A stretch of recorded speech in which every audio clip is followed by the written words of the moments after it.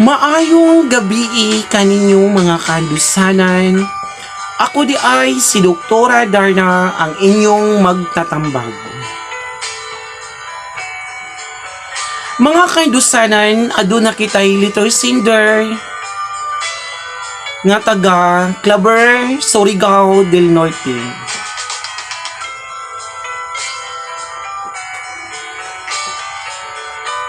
Aniya ang iyang sulat mga kandusanan. Maayong gabi kaninyo ati Laika Bern ug Doktora Darna. Ako di ay si Romeo nga taga Claver, Surigao del Norte. Ang akong problema ati Laika Bern mahitungod kini sa manok.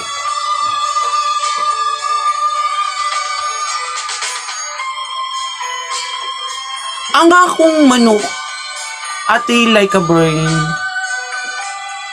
gihulman ra man unta sa akong silingan, wa naman makabalik.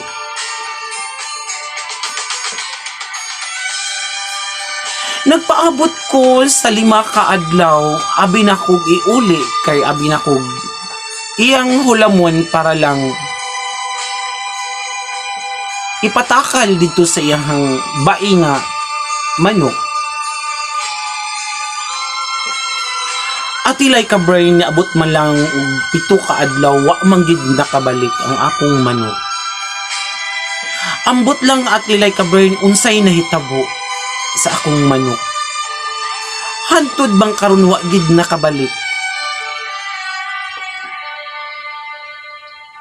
Naguol na ko kayo ati Laika Bern. Nganong wa man jud nakabalik ang akong manok nga laki.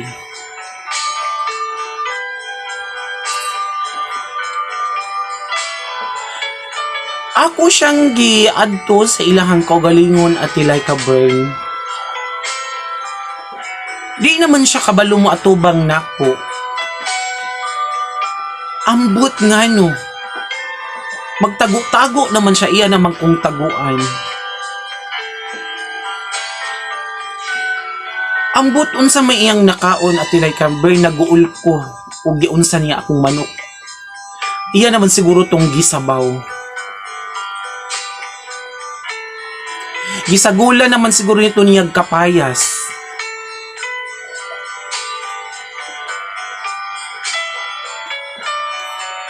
Suko kaayo akong amahan at Laika Bern.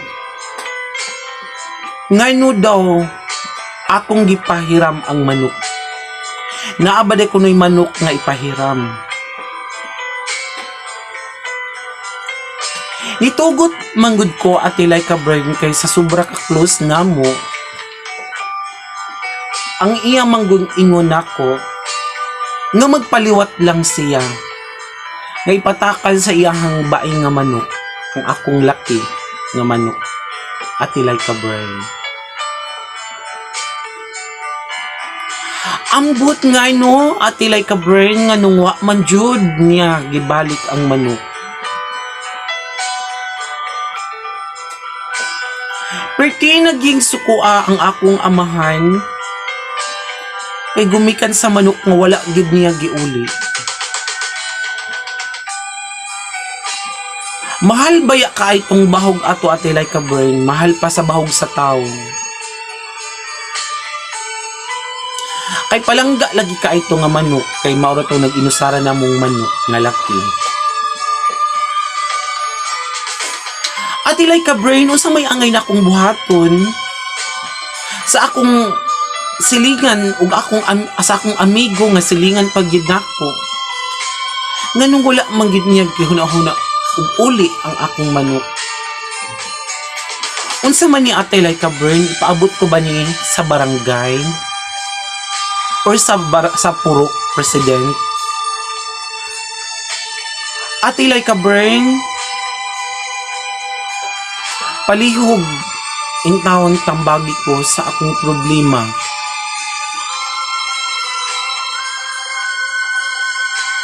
Di man gid nako makaya nga kalimtan ang akong manok.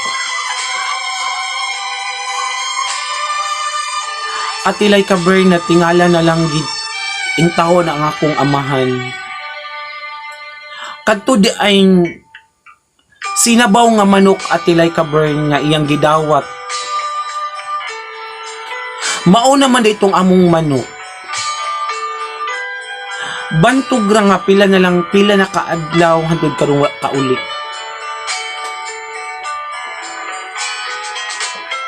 At ilay ka brain, ako ba kini sa ipabarangay?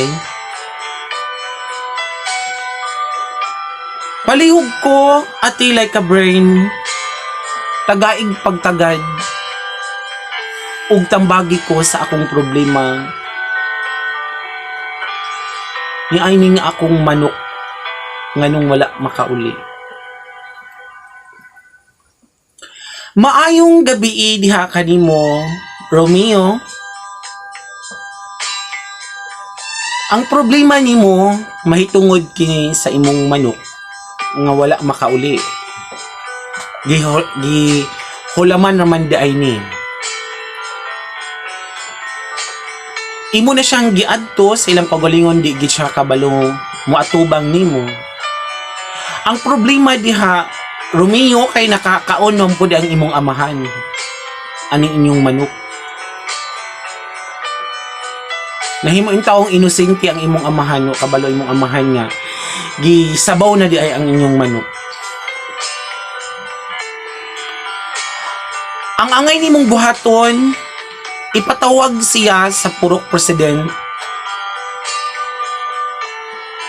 ug mag-istorya mo didto kung unsay angay nimong buhaton, kay para kung ako lang imo advice sa imo na siyang pabayaron nimo siya sa iyang gibuhat nga wala niya giuli ang imong manok. Iya naman gidaing gisabaw. Kung di siya mo bayad, ipaabot na sa barangay. Dito mo atubang karon tagaan jud ug maayo ug pagtagad ang imong problema, kay mas maayo man ang magatubang ngayon mo sa barangay. Kay aron lang gid masulbad ang imong problema sa imong manok. Aron makahatag gid siya, makabayad siya. Kay mahal pa man gid ay ang bahog anang imong manok. Mahatang man sa bahog sa tao. Romeo, maura kadto nga akong advice sa imong problema mahitungod sa imong manok. Daghang salamat sa imuhang pagpadaog sulat diri sa among kandusanang istasyon nga wala pa marehistro. Mga kandusanan, thank you for watching. Huwag kalimutan mag-subscribe sa aming YouTube channel, Like a Brain Ani Nohoy. Daghang salamat.